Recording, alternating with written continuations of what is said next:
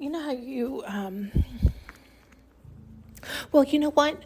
I don't know if you recall a few of the visions that were coming through about inheritance. And so I just heard it a different way now, like, because you inherit, like, it's real estate. It's your body. Your body's real estate. It's like your soul can go into a body. Oh God, how can I say all this? It's like once you go through the mental battles, like, oh, sorry, they're showing so much so quickly. You know how we've talked about how they show me so many visions where the unseen can't wait to get back into the scene. They can't wait to get back into a feeling body, and then they get so excited they remember the feeling body. And it's kind of like that where it's your right to feel your body, to feel in your body, to be in your body, to take up space in your body, to recognize you're a being inside your body, and to honor that vessel and all these things that we know. And I think people hear, but I don't know that people fully grasp the multiple meanings with all of them. And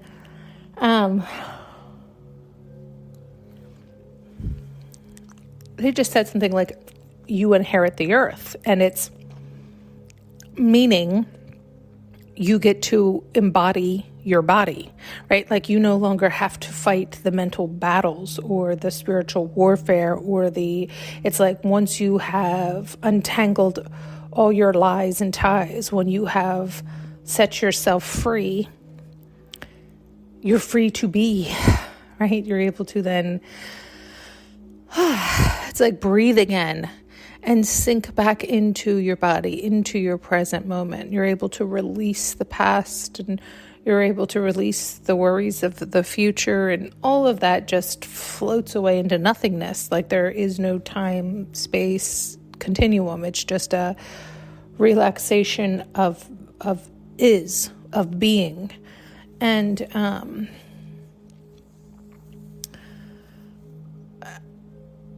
it's like I heard so many readers referencing that same thing, and I think it was tripping me up for a while with my own visions because they kept talking about inheritance, and I was taking it that way.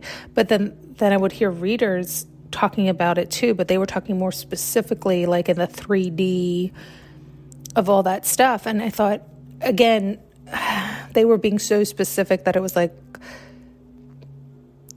to me, it was like missing the message or missing my message, right? Like somebody's trying to steal your inheritance. Yes, people are doing that all the time. But the real crux of that, because what's the bigger picture here, folks, right? Like, come on. Is when anybody is stealing your attention, they're taking your thoughts towards them.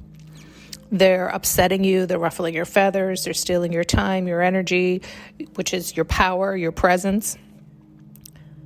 They're stealing your inheritance, but you're allowing it, right? We have to choose our thoughts. We have to direct our attention and our focus. And yes, it can be challenging, more challenging for some of us than others. Yet it doesn't, it's like, I don't know what they're getting me to say. It's like, that's no excuse kind of thing. Like we all have something. So put your list of excuses away, burn up your book of lies and ties, of excuses and reasons, and figure it the fuck out. Like everybody else has to figure it out. And I know we all want to compare and compete. Well, they have it so easy. Well, now you're still in your excuse book, right? Like get the fuck over it.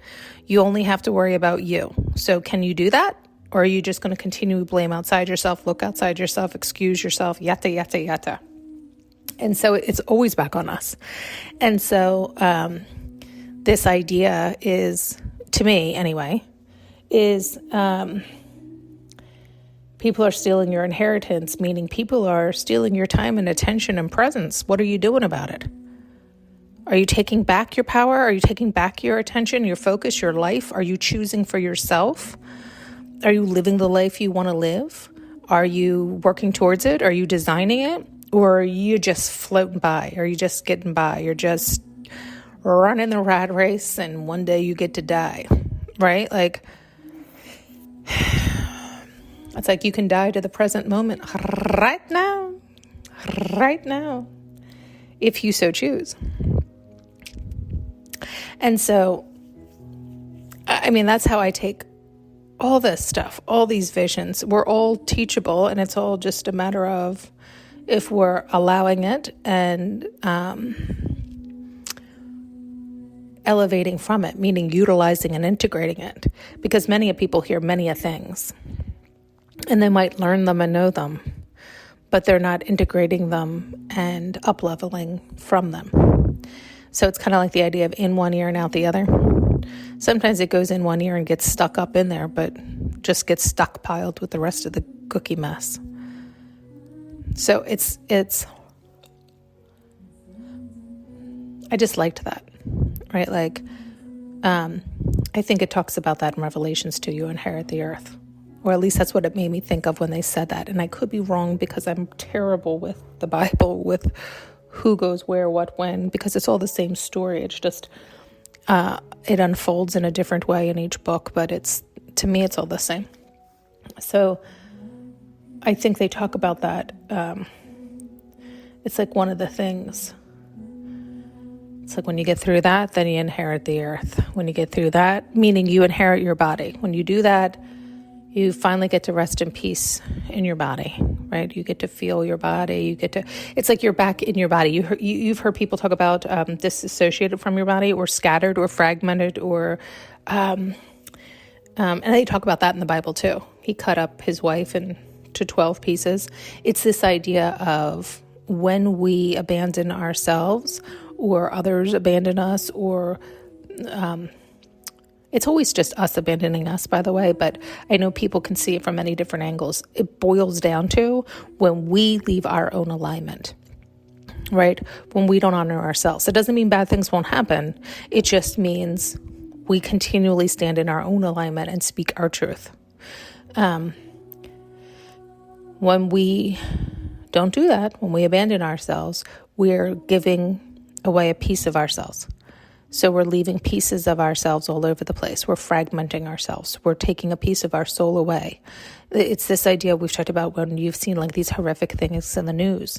They were too scared to stand in their alignment. They didn't know what would happen. They didn't believe in themselves. They didn't believe that the God in them would be powerful enough to find a fulfilling life if they didn't do X, Y, and Z. So they figured they better do X, Y, and Z, otherwise their life would be ruined, because they're not strong enough or powerful enough or loving enough or kind enough to themselves to have that connection to move along.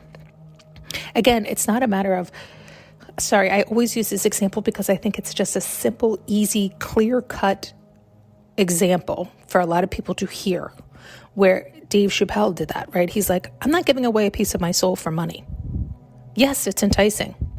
Yes, that's like a really good example, because a lot of people, that's like the devil entice you, right? Like that's a really good, like that's the less than. Will you take this for a piece of your soul? Right? And many a people with the number that was presented at that day and age would have jumped at it, right? They would not have given it a second thought. They would never have even realized it was the devil offering it.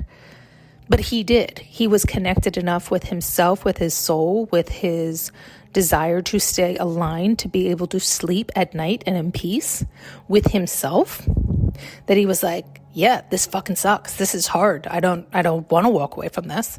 But you're suggesting I do X, Y, and Z for this? Fuck you. No way. Not a chance in hell.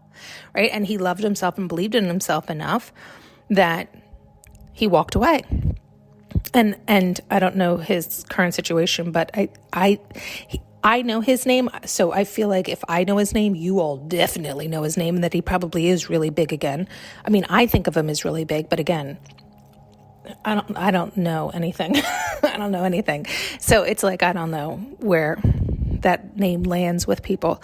But in my world, he's a big deal. Like he's, and he's come back on his own terms, and he stayed in his own alignment.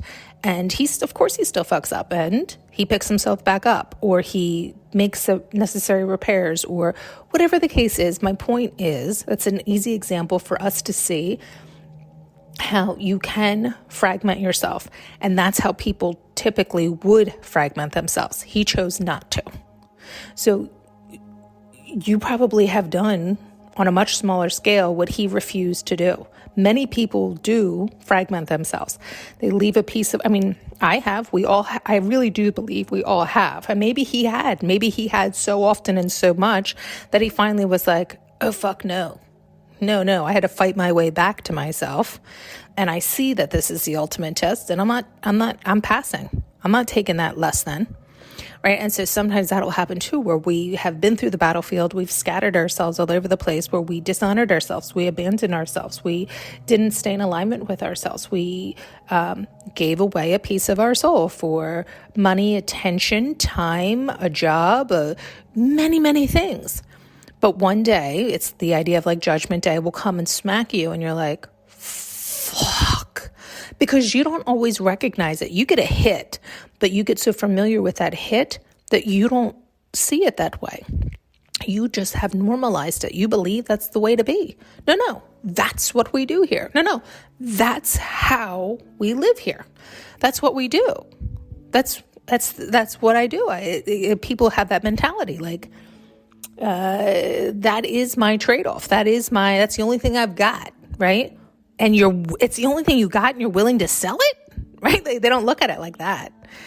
And so what do you do when you run out, right? People don't think it through and don't see it that way, because again, it has become so normalized that the attention isn't brought to it. Alarms aren't going off. It's not seen as horrific. Like if you can see it as horrific as I'm suggesting, you would be horrified at anybody offering you such a thing. But we don't make ourselves familiar that way. If we got back into making ourselves familiar that way and saw more of Dave Chappelle examples all over the fucking world, then people would start to more and more be like, wait a minute, I think I'm being tested.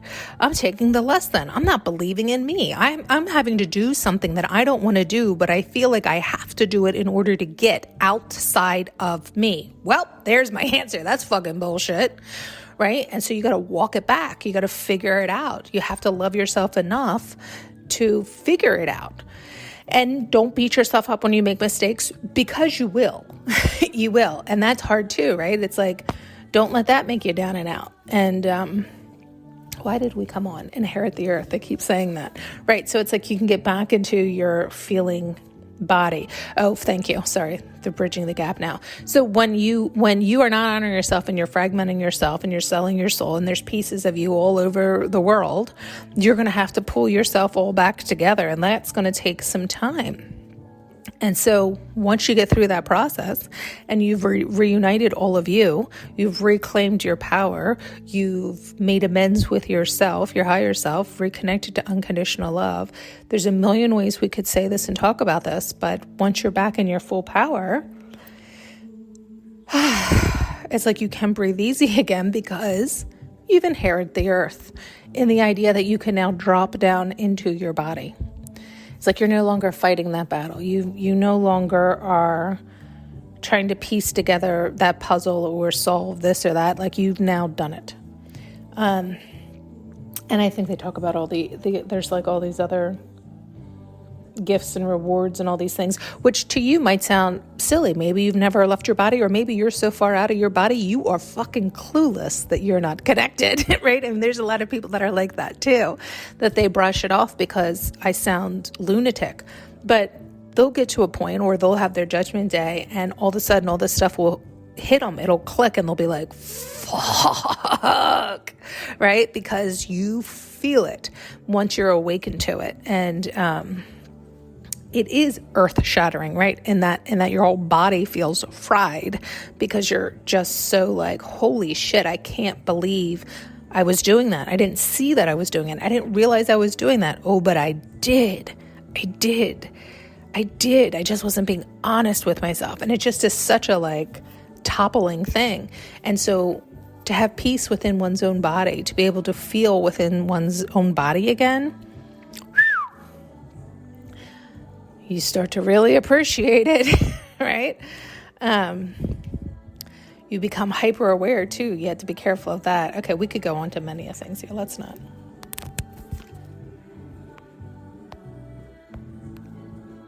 Thanks so much for tuning in and listening. You can now purchase an audio journey with me using the link below.